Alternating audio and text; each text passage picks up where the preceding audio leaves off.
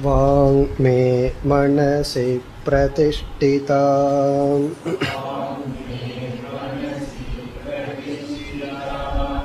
மனோ மே வாச்சி பிரதிஷ்டிதம்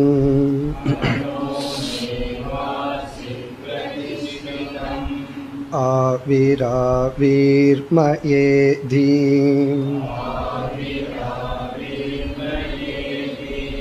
வேதஸ்ய மஆநீஸ்தக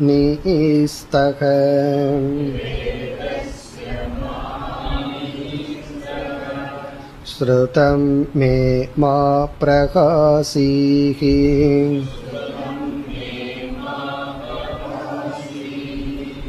அனேனாதீதேனாஹோராத்ரான்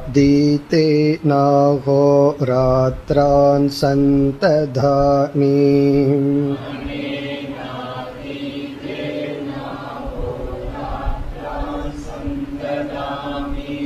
rhythm வதிஷ்யாமி சத்யம் வதிஷ்யாமி தன்மாமவது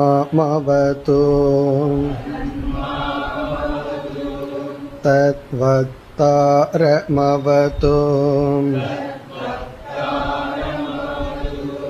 அவது மாம் அவது பக்தாரமவது பக்தாரம்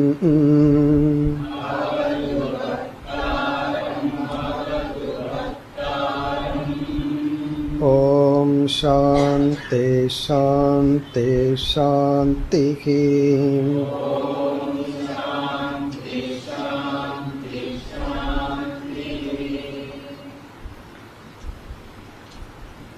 முதலாவது அத்தியாயம், மூன்றாவது பகுதி, 11வது மந்திரம். ச ஈக்ஷத கதம் நு இதம் மத்ருதே ஸ்யாதிதி ச ஈக்ஷத கதரேன பிரபத்யா இதி ச ஈக்ஷத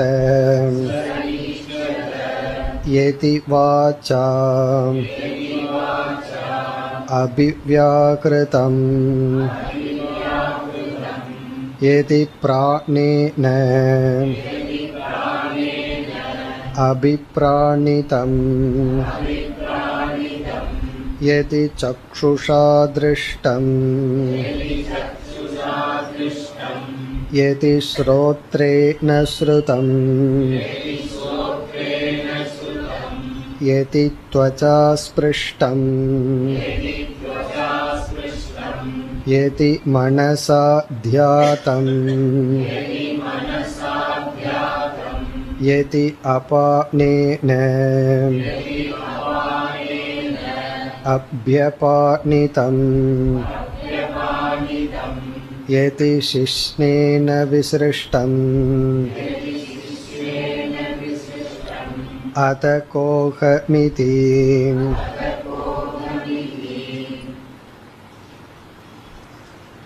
இந்த மந்திரத்தில் முதல் கருத்து ஜீவாத்ம ரூபமாக பரமாத்மா ஷரீரத்திற்குள் நுழைதல்.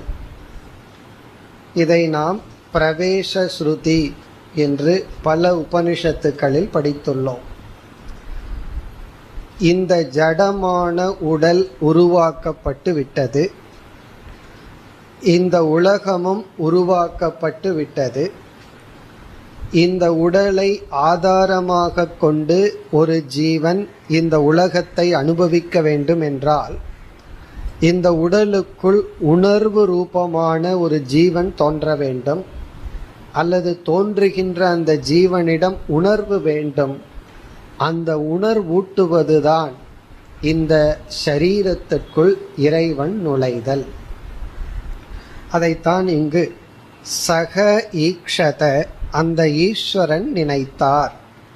கதம் நு இதம் மத்ருதே ஸ்யாதிதி, பரமாத்மாவாகிய என்னுடைய சைத்தன்யத்தினுடைய வெளிப்பாட்டை நான் கொடுக்கவில்லை என்றால், மத்ருதே என்றால் நான் இல்லாமல், கதம் ஸ்யாத் இந்த உடல் எப்படி உணர்வுடையதாக இருந்து இந்த உலகத்தை அனுபவிக்கும்?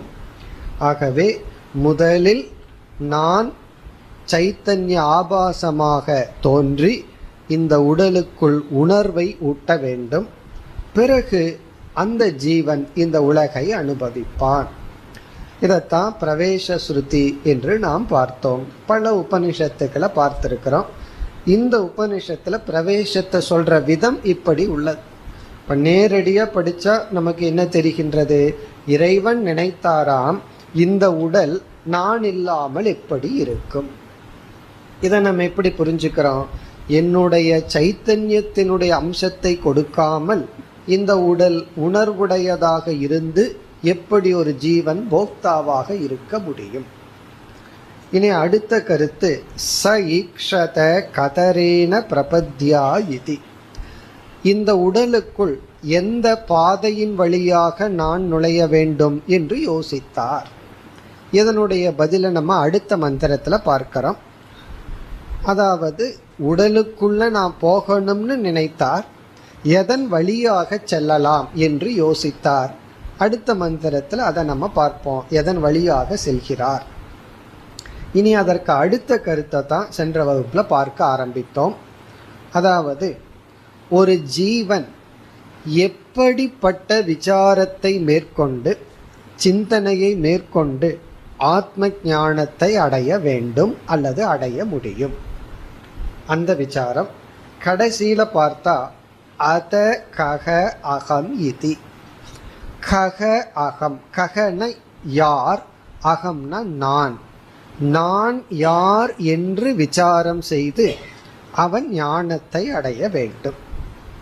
இப்ப சுருக்கமா கூறினால், உண்மையை பற்றி அல்லது ஈஸ்வரனை பற்றி அல்லது பிரம்மத்தை பற்றி அல்லது ஆத்மாவை பற்றிய ஞானத்தை ஒரு ஜீவன் அடைய வேண்டும் என்றால் அவனுடைய சிந்தனை பிரகாரம் எப்படி இருக்க வேண்டும் என்றால், நான் யார் என்று விசாரிக்க வேண்டும்.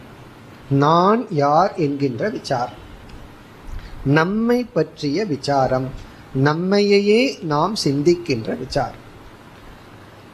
அதாவது நம்ம சிறு வயதிலிருந்தே எப்பொழுதுமே எந்த ஒரு அறிவும் எந்த ஒரு விசாரமுமே நமக்கு அப்பாற்பட்ட விஷயத்தை பற்றியது தான். நம்ம ஸ்கூல்ல போய் படிக்க ஆரம்பிக்கிறோம், அல்லது சிறு வயதில் கொஞ்சம் வளர்ந்து சிந்திக்க ஆரம்பிக்கிறோம். என்னைக்குமே நம்முடைய அறிவுக்கு விஷயம் நம்மைய பற்றி வெளி விஷயம்தான். வெளி விஷயத்தையே நம்ம சிந்திச்சுட்டு இருக்கோம், சிந்திச்சு பழகியிருக்கோம். இப்போ அந்த சிந்திக்கிற விஷயம் இருக்கே, ஆப்ஜெக்ட், அது அப்படியே மாறணும். யாருன்னா சிந்திப்பவனை சிந்தித்தல்.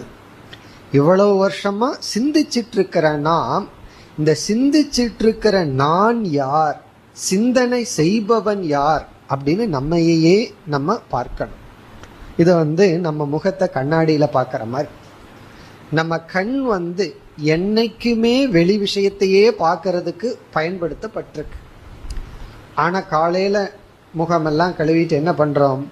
இந்த கண்ணை ஒரு விஷயத்துக்கு நம்ம பயன்படுத்துறோம், நம்ம முகத்தை பார்க்கறதுக்கும் பயன்படுத்துறோம்.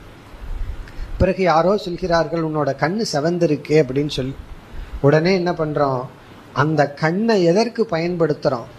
அந்த கண்ணையே பார்க்கறதுக்கு பயன்படுத்துறோம். கண்ணுனால வெளி விஷயத்தை தான் பார்க்க முடியும், கண்ணை பார்க்கறது காது மூலமானு நம்ம பண்றது இல்லை. அதே போலதான் எந்த அறிவை பயன்படுத்தி வெளி விஷய ஞானத்தை அடைஞ்சமோ அதே அறிவை பயன்படுத்தி நம்மைய பற்றிய ஞானத்தை நாம் அடைய வேண்டும். அப்ப இங்க டைரக்ஷன் ஆஃப் திங்கிங்ல ஒரு மாற்றத்தை கொண்டு வர. பகிர்முகமாவே சிந்திச்சிட்டு இருந்த, பார்த்து கொண்டிருந்த நாம் இந்த பார்ப்பவன் யார் அப்படின்னு கொஞ்சம் பார்க்கணும்.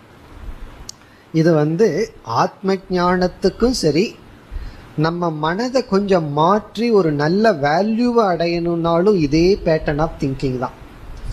நம்ம மற்றவங்களுடைய மனசையே பார்த்து நம்ம வீட்டில் இருக்கிறவங்க ஒருத்தருடைய கேரக்டர் என்ன அப்படின்னு நம்ம கிட்ட கேட்டா நம்ம அளந்து அழகா சொல்லுவோம்.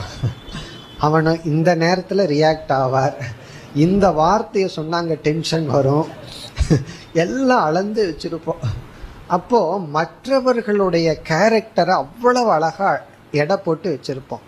மற்றவங்களுக்கு என்ன பலகீனம், எது பலம், எந்த நேரத்தில் அவங்ககிட்ட எப்படி நடந்துக்கணும், இதெல்லாம் என்னன்னா மற்றவங்களுடைய மைண்டை நம்ம புரிஞ்சு வச்சிருக்கிறோம்.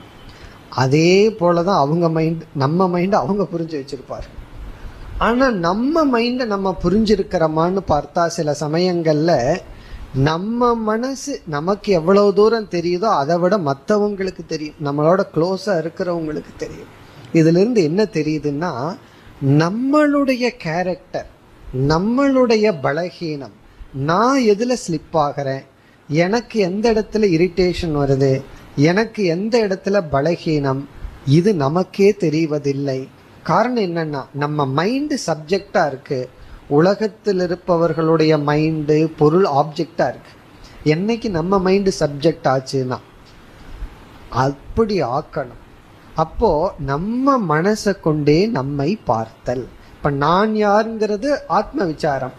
அதற்கு முன்னாடி செய்ய வேண்டிய விசாரம், இந்த மனசு என்னுடைய மைண்டினுடைய ஸ்டேட் என்ன, என்னோட மைண்ட் எப்படி இருக்கு, அதுக்கு என்ன பலம் என்ன பலகீனம், எப்படியெல்லாம் செயல்பட்டு இருக்கு. அதுக்கு தான் கொஞ்சம் தனிமையில் இருக்கிறது, சிந்தித்தல், இதெல்லாம் சாதனை. விரதம் இருந்து மௌன விரதம் எல்லாம் இருக்கிறது எதற்குனா, அல்லது தியானத்தினுடைய ஒரு பகுதி எதற்குனா, அல்லது ஒரு விதமான தியானம் எதற்குனா நம்ம மைண்டையே நம்ம பார்த்தல். அப்படி பார்க்கும் பொழுதுதான் நமக்கு அதிசயமா இருக்கும், சில சமயம் ஆத்திரமா இருக்கும், சில சமயம் பயமாம் இருக்கும், சில சமயம் ரொம்ப ஆச்சரியமா இருக்கு, இதுவா நம்ம மனசு, இப்படியா நம்ம மனசு நமக்கு இருக்கு, நம்ம கிட்ட இருக்குன்னு சொல்லி. காரணம் என்ன, நம்ம மைண்டையே நம்ம அப்சர்வ் பண்றோம்.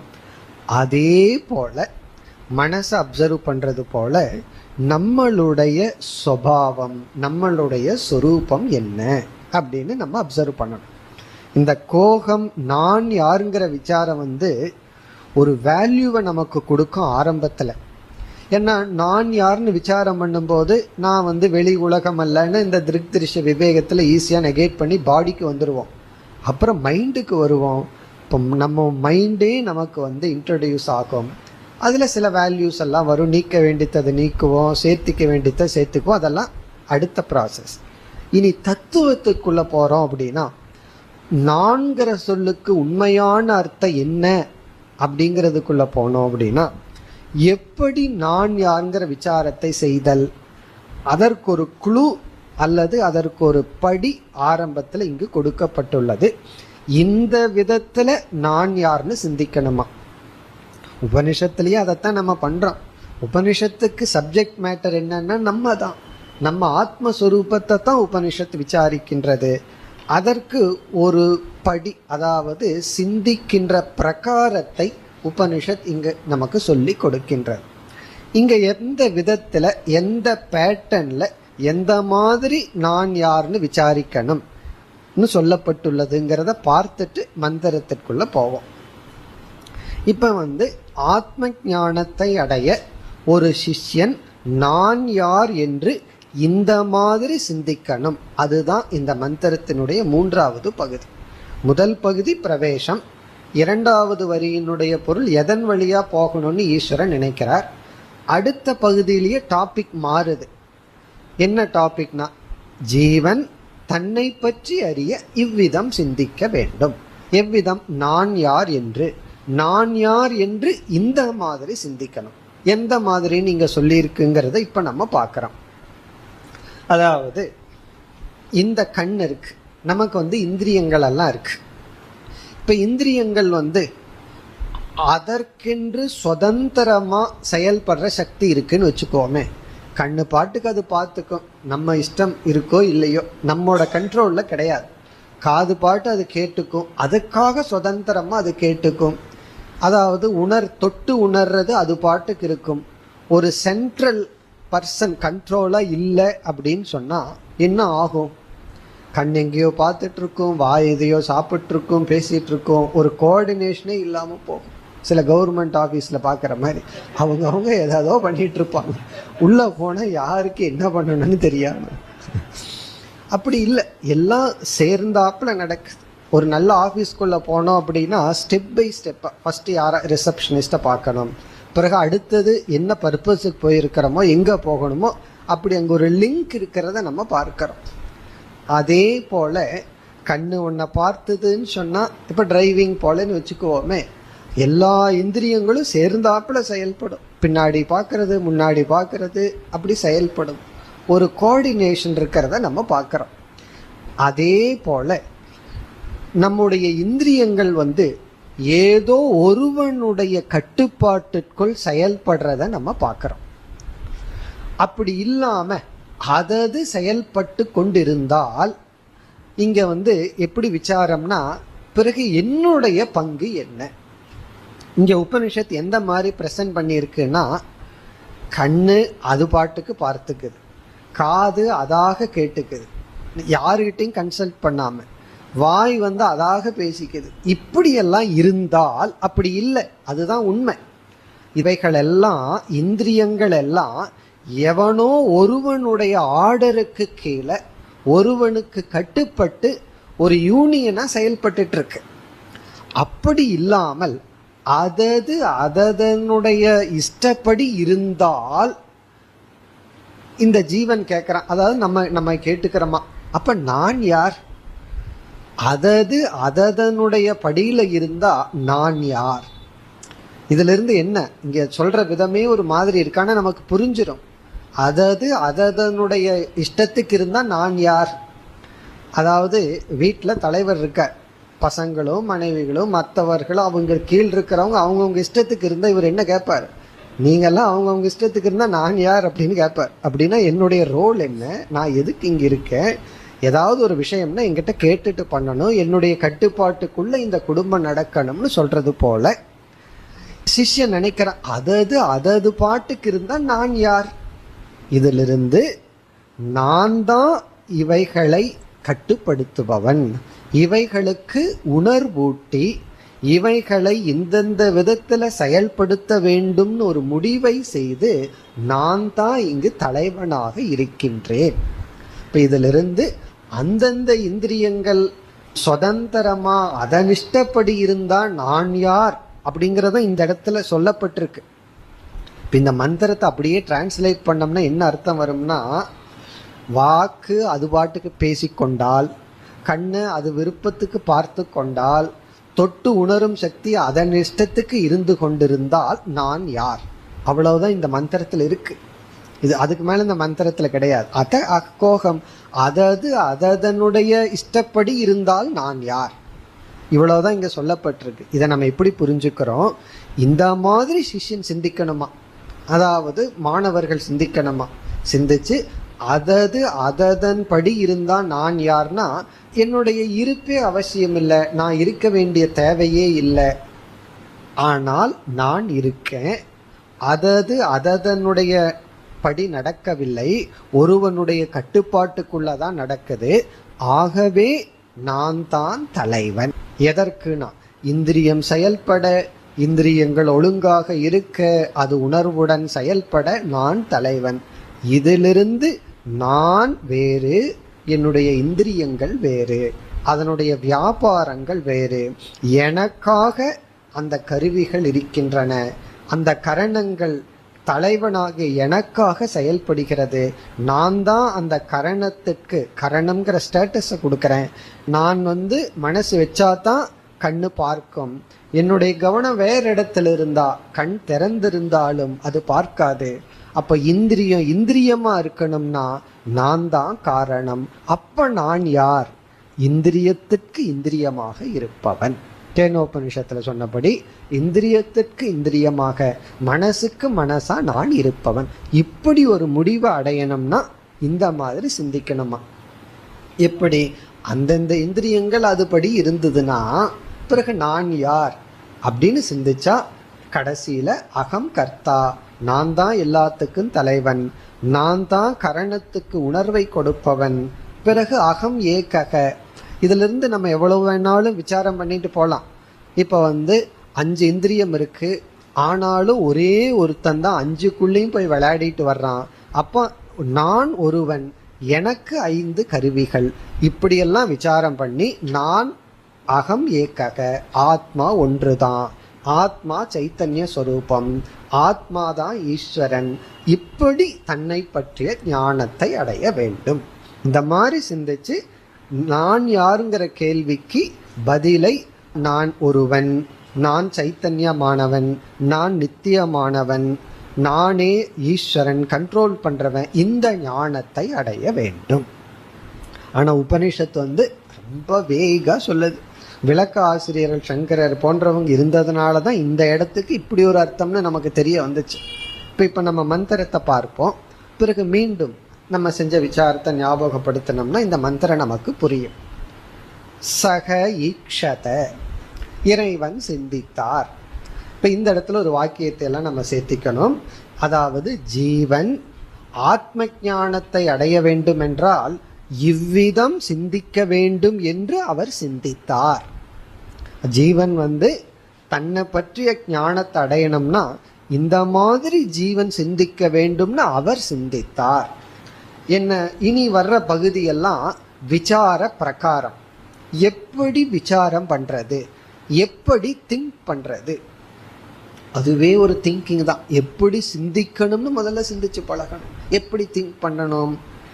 எதி ஒரு கால், எதிங்கிற வார்த்தையிலேருந்து ஈஃப் அப்படின்னா அது நடக்கல, அது இல்லைன்னு அர்த்தம். ஒரு கால் வாச்சா அபிவியாகிருதம், ஒரு கால் ஒருவேளை, சப்போஸ் ஈஃப் வாச்சா வாக் இந்திரியத்தினால், இங்க ஒரு வார்த்தையை சேர்த்துக்கணும், சுவாதந்திரியேன, என்னுடைய அனுகிரகம் இல்லாமல், நானாகிய ஆத்மாவாகிய என்னிடத்துல கன்சல்ட் பண்ணாம, என்னுடைய அனுகிரகம் இல்லாமல், வாச்சா வாக்கினால் மட்டும் அபிவியாகிருதம் பேசப்படுகிறது என்றால், அப்படின்னா ஒரு கால் ஒருவேளை என்னுடைய பிரசன்ஸே இல்லாம, என்னுடைய அனுகிரகம் இல்லாம, நான் இல்லாமல் வாக்காக பேசுகிறது என்றால், சில பேர் பேசுறத பார்த்தா அப்படித்தான் தெரியும், ஆள் உள்ள இருக்கா இல்லையா, அது வாட்டுக்கு பேசிக்கிட்டே இருக்குவா. சில பேர் சாப்பிட்றத பார்த்தா அப்படி இருக்கும், மெஷின் போல போயிட்டு இருக்கு, கண்ட்ரோல் பண்றதுக்கு அங்கே ஆளே இல்லையா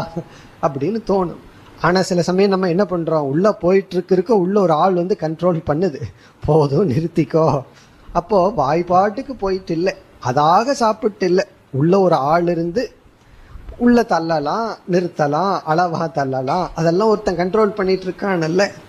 அப்படி இல்லாமல் வாச்சா அபிவியாகிருதம், எதி ஒரு கால் வாக்கிந்திரியத்தினால் மட்டும் பேசுதல் என்று ஒன்று நடைபெற்று கொண்டிருந்தால், பிறகு பிராணேன அபிப்பிராணிதம், பிராணனால் அதாவது மூச்சு காற்று யாருடைய தயவும் இல்லாமல் சுதந்திரமா அதுவாக உள்ளே சென்று கொண்டு வருவதாக இருந்தால், ஜீவன் இந்த உடம்புல இருக்கா இல்லையாங்கிறது இல்லாம அது பாட்டுக்கு காத்து உள்ள போயிட்டு வந்து கொண்டு இருந்தால், அப்ப என்ன ஆகும்னா இந்த மைக்கிலையும் ஓட்டை இருக்கு, அதுலயும் காத்து உள்ள போயிட்டு வர ஆரம்பிச்சிடும். இல்லையே, ஏதோ ஒரு நிமித்தமாகத்தான் நம்ம மூக்குள்ள காத்து போயிட்டு வந்துட்டு இருக்கு, அது ஒரு பீரியட்ல போய் நிக்க போகுது. அப்ப என்னன்னா என்னுடைய அனுகிரகம் அங்க இல்லாத பொழுது அது நிக்க போகுது.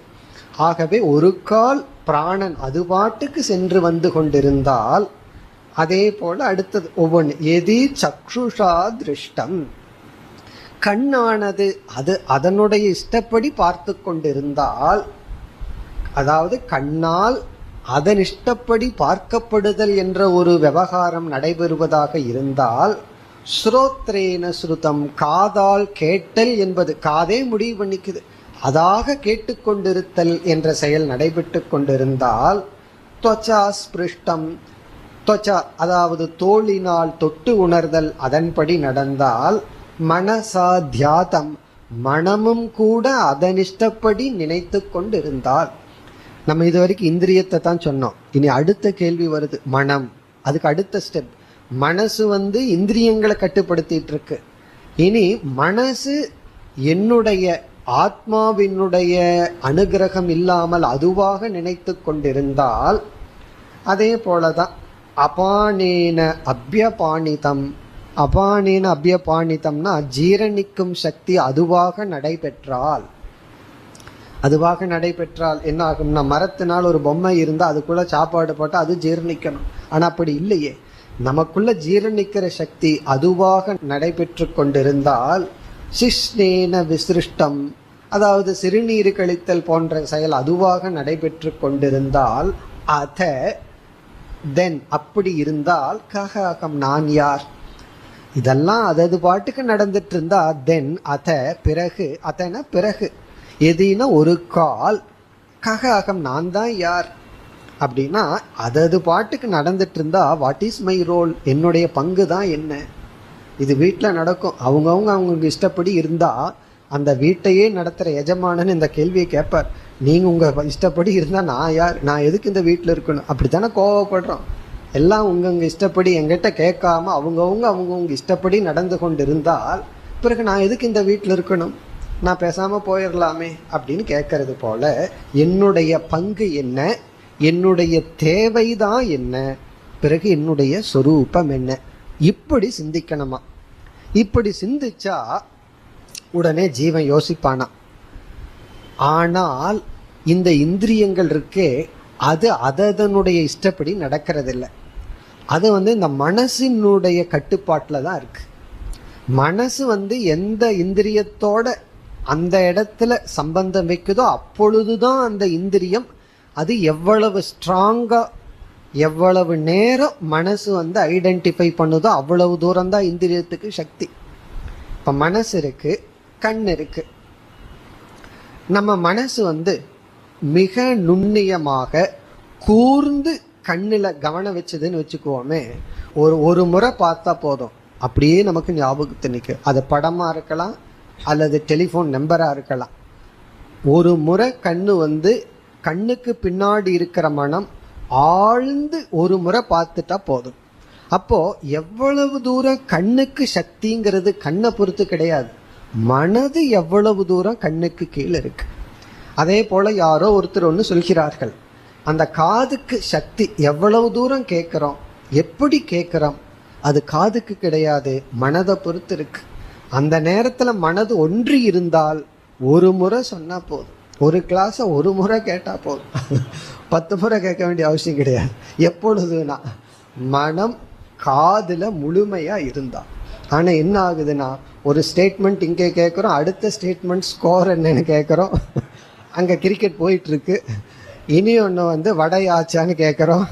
அப்போ என்ன ஆகுதுன்னா, இவ்வளவு தூரம் டிஸ்ட்ராக்ஷன் ஆகிறதுனால காதுக்கு எவ்வளோ தூரம் போக முடியுமோ கேட்கு. அப்போ என்ன பண்ணணும்னா, 5 முறை கேட்டால் தான் ஒரு முறை கேட்டதுக்கு ஆகும். இதுலேருந்து என்ன தெரியுதுன்னா, இந்திரியங்கள் மனதினுடைய கட்டுப்பாட்டு, மனதினுடைய அனுகிரகத்தை வச்சு தான் அதனுடைய செயல். இனி அடுத்ததுக்கு வர்ற இந்த மனசே ஆகட்டும், வேற ஒரு ஆளினுடைய அனுகிரகத்துல தான் உணர்வுடன் செயல்படுகிறது. அந்த ஆள் யார், அதான் இப்ப கேள்வி. இப்படித்தான் சிந்திக்கணுமா. அதாவது உபனிஷத் நாம யாருன்னு கண்டுகொள்ள எப்படி சிந்திக்கணும்னு சொல்லி கொடுக்கின்றது. இப்படி நம்ம சிந்திக்க வேண்டும். மனது அது பாட்டுக்கு நினைக்கிறதா இருந்தா பிறகு நான் எதற்கு? அப்ப மனதுக்கும் அப்பாற்பட்டு மனதினுடைய செயல்களையும் வாட்ச் பண்ற ஒரு ஆள் இருக்கான். மனதினுடைய அனைத்து அனுபவங்களையும் ஒருவன் கவனித்து கொண்டிருக்கின்றான். அந்த சாட்சி தான் நான். நான் இருந்தாதான் மனமே செயல்படுகிறது, மனம் இருந்தாதான் இந்திரியம் செயல்படும் என்று இந்த விதத்தில் சிந்திக்க வேண்டும். சிந்தித்து நான் யாருங்கிற கேள்விக்கு பதிலை அடைய வேண்டும். கடைசியா என்ன பதிலும் அடைவான்? அகம் ஏகக, நான் ஒருத்தன்தான். நான் பல செயல்கள் செய்யலாம், எனக்கு 5 இந்திரியம் இருக்கலாம், ஆனா அகம் ஏகக. பிறகு அகம் சேதன ரூபக, நான் உணர்வு ரூபமானவன். பிறகு அகம் ஈஷக, நான் தான் இந்த உடலுக்கு ஈஸ்வரனாக இருப்பவன். அப்படியே எக்ஸ்டென்ஷன் போச்சுன்னா என்ன ஆகும்னா அகம் நித்யக அப்படின்னு வந்துடும். நான் என்றும் இருப்பவன்.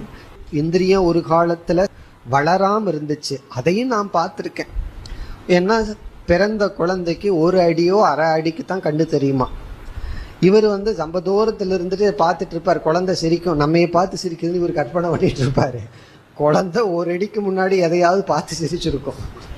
அப்ப என்னன்னா அந்த இந்திரியம் அவ்வளவுதான் வளர்ந்துருக்கு. பிறகு என்ன ஆகுதுன்னா அப்படியே எக்ஸ்டென்ஷன் ஆகுது.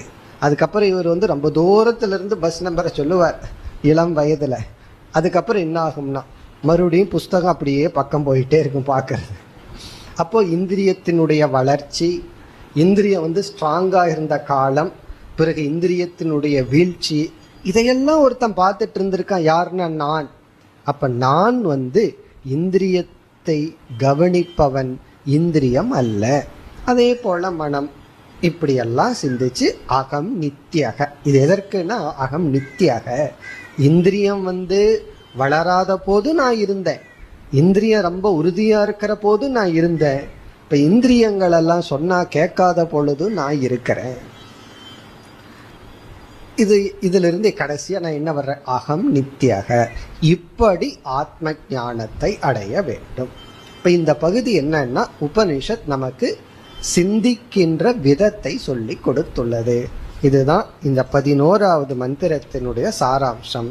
இனி நாம் அடுத்த 12வது மந்திரத்திற்கு செல்வோம்.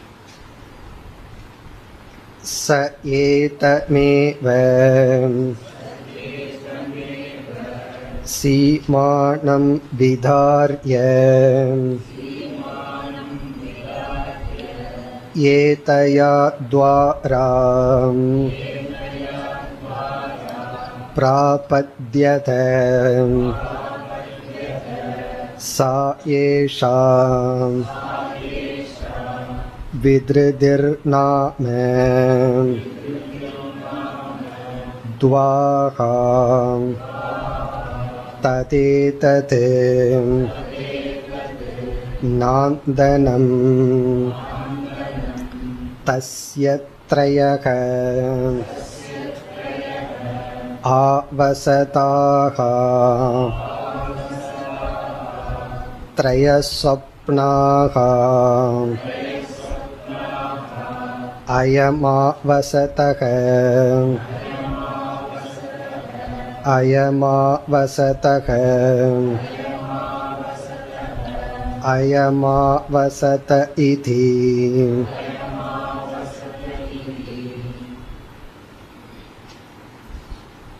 சென்ற மந்திரத்தில் 2வது பேசப்பட்ட கருத்திற்கான பதிலும், அதைத் தொடர்ந்து மிக மிக ஒரு முக்கியமான வாக்கியமும் இந்த மந்திரத்தில் அமைந்துள்ளது. முதல்ல எளிமையான கருத்து, பிறகு உபனிஷத்திற்குள்ளேயே ஒரு முக்கியமான வாக்கியமும் இங்கு நாம் பார்க்கின்றோம். முதல் கருத்து என்னவென்றால், எதன் வழியாக இறைவன் உள்ளே செல்லலாம்னு யோசித்தாராம். 2 வழி பகவான் பார்க்கிறார், ஈஸ்வரன் பார்க்கிறார். 2 வழியா ஜீவனுடைய சரீரத்திற்குள்ள போகலாம். இப்போ எப்படி கற்பனை பண்ணிக்கணும், ஜீவனுடைய உடல் இருக்கு, அது ஜடமா இருக்கு, பகவான் படைச்சது தான். இதற்குள்ள நான் உள்ள போனாதான் அது ஒரு ஜீவனாக போக்தாவாக மாறி நான் படைச்ச இந்த உலகத்தை இந்த உடல் அனுபவிக்கும்னு நினைக்கிறார். இதெல்லாம் ஒரு கற்பனை, சொல்ற விதம் அவ்வளவுதான். உடனே நம்ம கற்பனை பண்ணிக்கூடாது, பகவான் களிமண்ணில் பண்ணி வச்சுட்டாரு, முன்னாடி இருந்து யோசிச்சுட்டு இருக்கார், அப்படி அல்ல. உபனிஷத் சொல்ற விதம். அவர் பார்க்கிறார் 2 பாதை இருக்கு. ஒரு பாதை பாதாகிரம். பாதாகிரம்னா பாதத்தின் வழியா உள்ள போறது, அங்க ஓட்ட கிடையாது, சூக்ஷ்மமான துவாரம், பாதாகிரம்.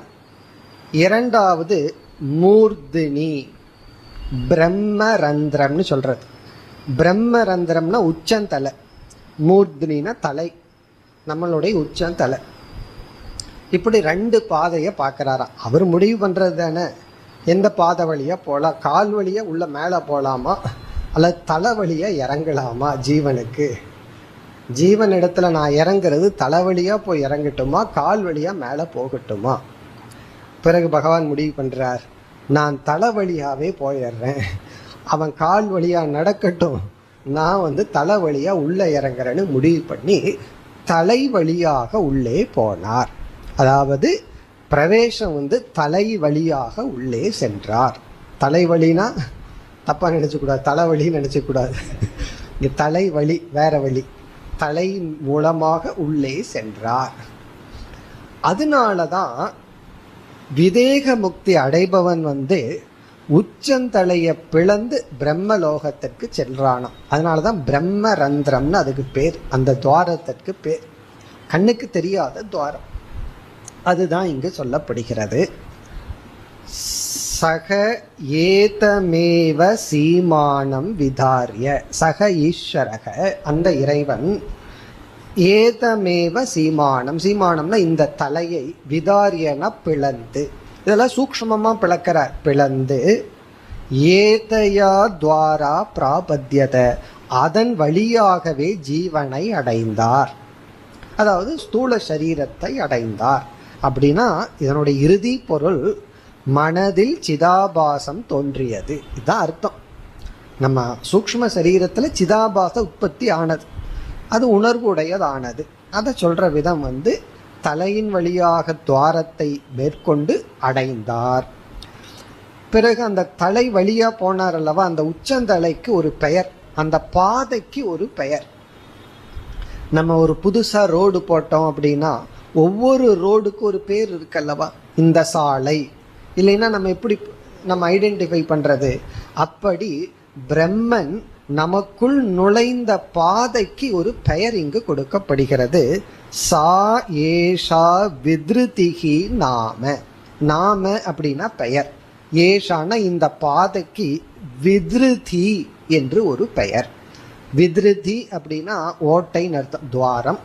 துவாகா அப்படின்னு அடுத்த சொல்ல இருக்கு, துவாகான கதவு. அதாவது பகவான் நமக்குள் சென்ற இந்த கதவுக்கு வித்ருதி என்ற பெயர். பிறகு இனி ஒரு பெயரும் இருக்கு, நாந்தனம். நாந்தனம் அப்படின்னு இனி ஒரு பெயர், அதாவது ஆனந்தத்தை கொடுக்க கூடியது. ஒரு ஜீவன் இதன் வழியா வெளியேறினால், பகவான் நமக்குள்ள எந்த துவாரத்தின் வழியா வந்தாரோ அதன் வழியா வெளியேறினால் இவன் பிரம்மலோகத்துல போய் சந்தோஷமா இருக்கலாம். ஆகவே அந்த பாதைக்கு இனி ஒரு பெயர் நாந்தனம்.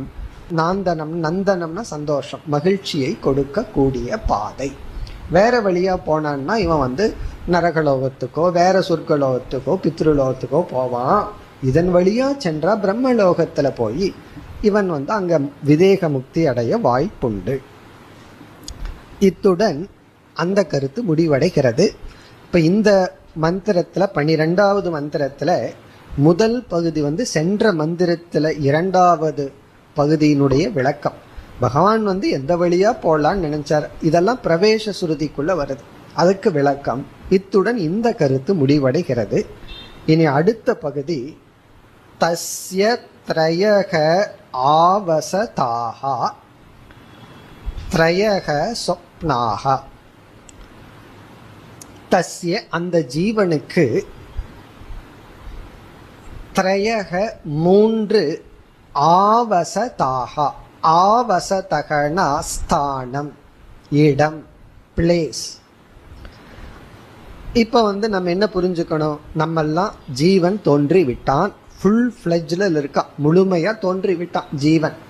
இப்ப அந்த ஜீவனுடைய தன்மையை, அவனுடைய வாழ்க்கையை பற்றி சில உண்மை இங்கு பேசப்படுகிறது.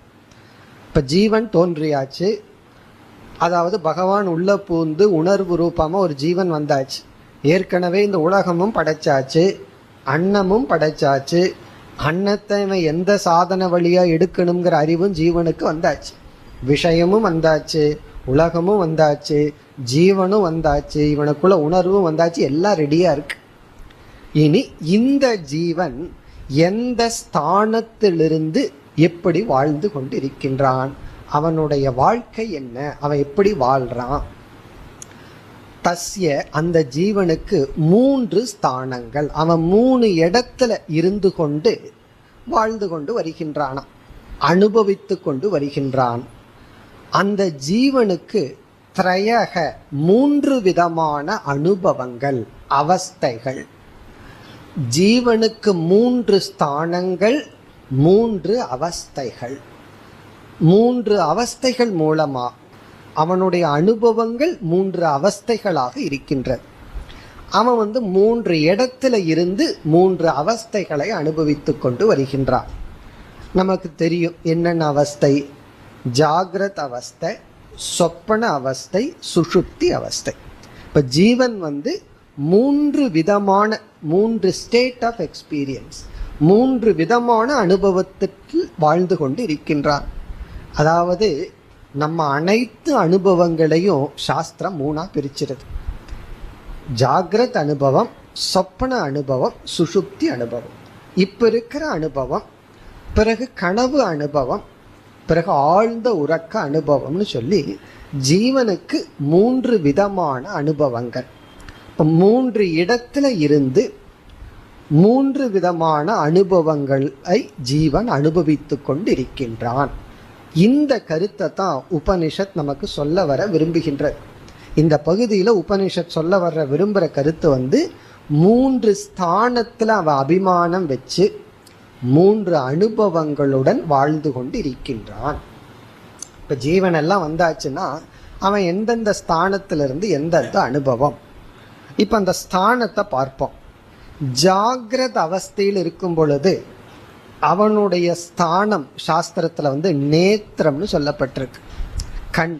இப்ப கண்ணு பார்க்குதே, அதுதான் ஜாகிரத அவஸ்தையில் இருக்கும்போது ஜீவனுடைய ஸ்தானமா. நம்ம பொதுவா இந்திரியத்துக்கு தான் கோலகத்தை பார்த்துருக்கோம், அவஸ்தைக்கு கோலகத்தை நம்ம அதிகமா பார்த்ததில்லை. இந்த இடத்துல நம்ம பார்க்கிறோம். ஒவ்வொரு அவஸ்தையிலையும் ஜீவன் எந்த ஸ்தானத்தை பிரதானமா வச்சுட்டு அந்த அவஸ்தையை அனுபவிக்கிறான்னா நேத்திரஸ்தானம். அதனாலதான் நம்ம விழிச்சிட்டு இருக்கானா இல்லையாங்கிறது கண்ணை பார்த்து தானே சொல்லுவோம். சில பேர் கண்ணை திறந்துட்டும் தூங்குவார்கள், அது வேற விஷயம். ஆனா பொதுவா அவன் ஜாகிரத அவஸ்தையில் இருக்கானா இல்லையாங்கிறத நம்ம எப்படி கண்டுபிடிக்கிறோம்? ஒருவர் வீட்டில் உட்கார்ந்துட்டார், அப்படியே ஹாயா சந்தோஷமா உட்கார்ந்துட்டு இருக்கார். நம்ம கேட்குற சத்தமே இல்லை, என்ன பண்ணிட்டு இருக்கார் அப்படின்னு. விழிச்சிட்டு இருக்காரான்னு கேட்குறான். போய் பார்க்குறோம், கண்ணு திறந்துருக்கு. உடனே என்ன சொல்லுவோம்? விழிச்சிட்டு தான் இருக்கார், ஆள் தூங்கல, இருந்தாலும் ஏதோ சத்தம் இல்லாமல் இருக்கார் அப்படின்னு நம்ம சொல்றோம். கண்ணை மூடி இருந்தா அவர்கிட்ட கேட்போம், அதாவது எழுப்பி பார்ப்போம் விழிச்சிட்டு இருக்காரா இல்லையான்னு. அப்போ கண்ணு விழிச்சிட்டு இருந்தா அது ஜாகிரத்தில் இருக்காருங்கிறத காட்டுறதுனாலயோ என்னமோ ஜாகிரத அவஸ்தையில ஜீவன் இருக்கும்போது அவன் இருக்கிற ஸ்தானம் நேத்திரம். இரண்டாவது, சொப்பன அவஸ்தையில் இருக்கும் பொழுது ஜீவனுடைய ஸ்தானம் சாஸ்திரம் சொல்லுது கண்டக, கண்டஸ்தானம். கண்டகன்னா இந்த தொண்டை இருக்கு, அது கீழே அது ஏதோ இடம் இருக்கும் போல் இருக்கு. கண்டக, கண்டஸ்தானத்துல ஜீவன் இருக்கும்போது அவனுக்கு சொப்பனமா. இதுல இருந்து என்ன தெரியுதுன்னா, இதெல்லாம் சயின்ஸ்ல எல்லாம் ப்ரூவ் பண்ண முடியாது, அதெல்லாம் நம்ம ப்ரூவ் பண்ண வேண்டிய அவசியம் கிடையாது. ஜீவன் கனவு காணும் பொழுது அவன் சரீரத்துல பிரதானமா அவன் அபிமானிக்கிற இடம் தொண்டை போல் இருக்கு, கண்டம். அதனாலதான் என்னமோ கனவு காணும் போது யாரோ இறுக்கி பிடிச்சிருக்கிற மாதிரி இருக்குமோ என்னமோ தெரியல. அது அனுபவத்தை வச்சு நம்ம கண்டுக்கணும். கண்டஸ்தானம். சில பேர் கனவு காண்டு எந்திரிச்சு நல்லா தண்ணி குடிப்பார்கள், ஏன்னா கனவுல ரொம்ப தூரம் போயிட்டு வந்திருக்காங்கல்ல. சில சமயம் கனவு கண்டு எந்திரிச்ச உடனே மூச்சு திணறுன்னு சொல்லுவார்கள், அது குழந்தைகளுக்கு அப்படி இருக்குன்னு சொல்லுவார்கள். அது எப்படியோ, ஆனா சாஸ்திரம் சொல்லியிருக்கு கண்டஸ்தானம். ஆழ்ந்த உறக்கத்தில் இருக்கும்போது அவனுடைய ஸ்தானம் ஹிருதயம், நம்மளுடைய ஹார்ட். சுஷுப்தியில் இருக்கும்போது ஹிருதய ஸ்தானத்துல ஜீவன் அபிமானிச்சு ஆழ்ந்து உறங்கிட்டு இருக்கானா. கண்டஸ்தானத்திலிருந்து கனவு கண்டு கொண்டு இருக்கானா. நேத்திரஸ்தானம், கண்ணு இருக்கிற ஸ்தானத்துல பிரதானமா அவன் அங்க அமர்ந்து கொண்டு ஜாகிரத்துல இருக்கானா. நம்ம புரிஞ்சுக்கணும், ஒரு கற்பனை உள்ள ஒரு ராஜா மாதிரி ஒரு ஆள், அவர் கண்ணுல போய் உட்கார்ந்தாருன்னா விழிச்சிட்டு இருப்பாராம், தொண்டையில போய் அமர்ந்தாருன்னா கனவு கண்டுட்டு இருப்பாராம், ஹிருதயத்துக்குள்ள போய் உட்கார்ந்தாருன்னா தூங்கிட்டு இருப்பாராம். இப்படி ஜீவனுக்கு 3 ஸ்தானங்கள், 3 அவஸ்தைகள். இப்படி ஜீவன் வாழ்ந்து கொண்டு இருக்கின்றான். இந்த கருத்தை உபனிஷத் சொல்ல வரும் பொழுது என்ன சொல்கின்றது? அவனுடைய 3 ஸ்தானம் ஆவசதாகான ஸ்தானங்கள். உபனிஷத் அந்த ஸ்தானம் என்னன்னு சொல்லல, நம்ம விளக்க ஆசிரியர்கள் மூலமா கண்டுகொள்கின்றோம். பிறகு அவஸ்தைகள் 3. அந்த அவஸ்தைகளை உபனிஷத் இங்க என்ன சொல்கிறதுன்னு பார்ப்போம்.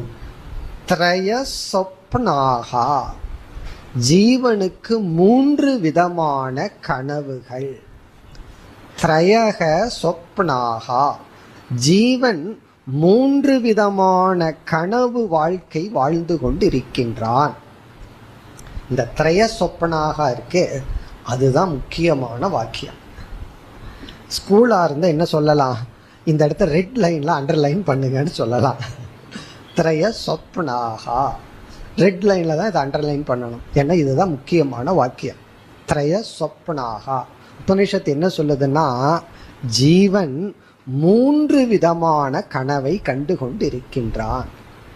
ஜாகிரத் ஒரு சொப்பனம்தான், ஜாகிரத் அனுபவமும் சொப்பனம்தான், சொப்பனமும் சொப்பனம்தான், ஆழ்ந்த உறக்கமும் சொப்பனம்தான். அவனுக்கு ஒரே ஒரு அனுபவம் தான். உபனிஷத்தை பொறுத்த வரைக்கும் இவன் சொல்லிட்டு இருக்கான், நான் ஜாகிரத அவஸ்தையில் இருக்கிறேன், சொப்பனத்தில் இருக்கேன், சுஷுப்தியில் இருக்கேன். உபனிஷத்தை பொறுத்த வரைக்கும் நீ சொப்பனத்துல தான் இருக்க. பிரம்மத்தை பார்க்கிற வரைக்கும் நீ எதில் இருக்கீனா? கனவுல தான் இருக்கு. ஒன்று ரியல் சீரியல், இல்லை டிவியில் பார்க்குற சீரியல். எல்லாம் சீரியல் தான். ஒன்றா வீட்டில் ரகலை, இல்லை சீரியலுக்குள்ள ரகலை, எதையோ ஒன்று பார்த்துட்டு இருக்கோம், அவ்வளவுதான். ஆனால் எல்லாம் என்னன்னா எல்லாம் ஒன்று தான். த்ரய சொப்பனாகனா இவனுக்கு 3 விதமான சொப்பனங்கள். ஜாகிரத் ரூபமான சொப்பனம், சொப்பன ரூபமான சொப்பனம், சுஷுப்தி ரூபமான சொப்பனம். இதனுடைய பொருள், ஜீவன் 3 விதமான கனவுகளை கண்டு கொண்டு இருக்கின்றான். ஒரு கனவு நேத்திரஸ்தானத்திலிருந்து ஜாகிரத் அனுபவம்ங்கிற கனவை கண்டுட்டு இருக்கான். இனியொரு கனவு சொப்பனஸ்தானம், அதாவது கண்டஸ்தானத்திலிருந்து சொப்பனம்ங்கிற கனவை கண்டு கொண்டிருக்கின்றான். அது ஒரு கனவு தான். பிறகு ஹிருதயஸ்தானத்திற்குள்ள போய் சுஷுப்திங்கிற அனுபவ ரூபமான கனவை கண்டு கொண்டிருக்கின்றான். அப்படின்னா அவன் செய்யறதெல்லாம் கனவு தான், வாழ்க்கையே கனவு தான். இந்த வாக்கியம் கிடைச்சா இந்த விளக்க ஆசிரியர்கள் சும்மா இருப்பார்களா? அவர்களுக்கு ஒரு குஷி இந்த வாக்கியத்தை பார்த்த உடனே மிக அழகாக விளக்குகின்றார்கள். என்ன சொல்கின்றார்கள்? ஒரு கேள்வியை கேட்கிறார்கள். அது எப்படி ஜாகிரத அனுபவத்தை போய் சொப்பனம்னு சொல்ல முடியும்? இப்போ யார்கிட்டையாவது சொன்னால், இப்போ ஒருவருக்கு திடீர்னு 1 கோடி ரூபாய் கிடைக்குதுன்னு வச்சுப்போமே. இப்போல்லாம் லட்சக்கணக்கில் பேசினா மதிப்பே கிடையாது, கோடியில் தான் பேசணும். ஏன்னா கொஞ்சம் வருஷத்துக்கு முன்னாடினா லட்சம்னு பேசலாம், அதுக்கும் கொஞ்சம் வருஷத்துக்கு முன்னாடி ஆயிரக்கணக்கில் பேசலாம். ஒரு வேலைக்கு வந்த ஆள் அட்வான்ஸு கேட்குறார், 2 ரூபா அட்வான்ஸ் கொடுங்க அப்படின்னு கேட்டார். அந்த எஜமானன் 200 ரூபா எடுத்து கொடுத்தார். 200 அல்ல 2000ன்னு சொல்கிறார். அப்போ அந்த 2 ரூபாய்ங்கிறது காலத்துக்கு காலம் மாறிட்டே இருக்கு. இந்த 1 ரூபா 2 ரூபான்னு பேசிக்குவாங்க. இவனோ வேலை செய்ய வர்றவன் ஒரு நாளைக்கு 200 ரூபா கூலிக்கு வர்றவன் 2 ரூபா அட்வான்ஸ்னு அவனை பொறுத்த வரைக்கும் அது 2000 ஃபஸ்ட்டு டே, முதல் நாள்ல. அப்போ எப்படி இருக்குன்னா காலம் மாறு. அப்படி 1 கோடி ரூபா ஒருத்தனுக்கு கிடைக்குதுன்னு வச்சுக்கோமே. அவங்கிட்ட சொல்கிறோம், ஜாகிரத அனுபவத்தில் அது கிடைச்சிருக்கு, இதெல்லாம் சொப்பன மாதிரி நான் ஒத்துக்குவானா? எப்படின்னா விழிப்பு உணர்வில் 1 கோடி ரூபா எனக்கு கிடைச்சிருக்கு. அப்போது உபநிஷத் சொல்லுது இதுவும் கனவு தான். பிறகு கனவுல கிடைக்கிறதுக்கு நிகர். ஆழ்ந்த உறக்கத்தில் ஒன்றும் இல்லை, வெறும் சந்தோஷம், அதை பற்றி அதிக விசாரம் கிடையாது. இப்போ இங்கே என்ன சொல்கிறார்கள்? கனவுக்கும் ஜாகிரத் அவஸ்தைக்கும் ஏதாவது சம்பந்தம் இருந்தால் தானே 2 ஒன்றுன்னு சொல்ல முடியும். காமன் ஃபேக்டர் இருக்கணுமே, பொதுவானது ஏதாவது இருக்கணுமே. கனவை கனவுன்னு தான் சொல்லணும், விழிப்பை விழிப்புன்னு தான் சொல்லணும். உபனிஷத் எப்படி அல்லது எதற்காக கனவையும் விழிப்பு உணர்வையும் கனவுன்னு சொல்ல முடியும்? அப்படின்னா ஜாகிரத அவஸ்தைக்கும் சொப்பன அவஸ்தைக்கும் ஏதாவது காமன் ஃபேக்டர் இருக்கணுமல்ல, அப்பொழுதுதானே ஒப்பிட முடியும். அந்த காமன் ஃபேக்டர் என்ன அப்படின்னா, கனவுல பார்க்கின்ற அனைத்து வஸ்துக்களும் அனித்தியம், நிலையா இல்லை. கனவுல எதை நம்ம பார்த்தாலும் நிலையாக இல்லை. அதே போல ஜாகிரத அவஸ்தையில நம்ம எந்த பொருளை பார்த்தாலும் நிலையாக இல்லை. இப்ப கனவுல பார்க்கப்படும் பொருளும் அனித்தியமா இருக்குது, ஜாகிரத அவஸ்தையில பார்க்கப்படுற பொருளும் அனித்தியமா இருக்கு. ரெண்டு அவஸ்தையிலையும் இவன் அனித்தியமான பொருளை தானே பார்க்கறான். நித்தியமானது எங்க பார்க்கறான்? பிரம்மத்தையா நம்ம பார்த்துட்டு இருக்கோம். கண்ணு வழியா காது வழியா கேட்கறது பார்க்கறது எல்லாமே அனித்தியம். இப்ப கனவு உலகத்தில் இருக்கிற இந்திரியத்தின் மூலமா எப்படி அனித்தியமான பொருள் அனுபவிக்கிறானோ, அதே போல ஜாகிரத அவஸ்தையில இந்த சரீரத்தின் மூலமா இந்திரியத்தின் மூலமா அனுபவிக்கிற அனைத்தும் அனித்தியமா இருக்கிறதுனால இரண்டுக்கு என்ன பெரிய வித்தியாசம், என்ன வேற்றுமை வந்துட போகுது? யோசிச்சு பார்த்தா, யோசிக்கலைன்னா வித்தியாசம் இருக்கு. யோசிச்சு பார்த்தா என்ன வித்தியாசம் இருக்கு? ஒரே ஒரு வித்தியாசம் இருக்கு. கனவுல திடீர்னு பொருள் காணாம போய் வந்துருது, அவ்வளவுதான்.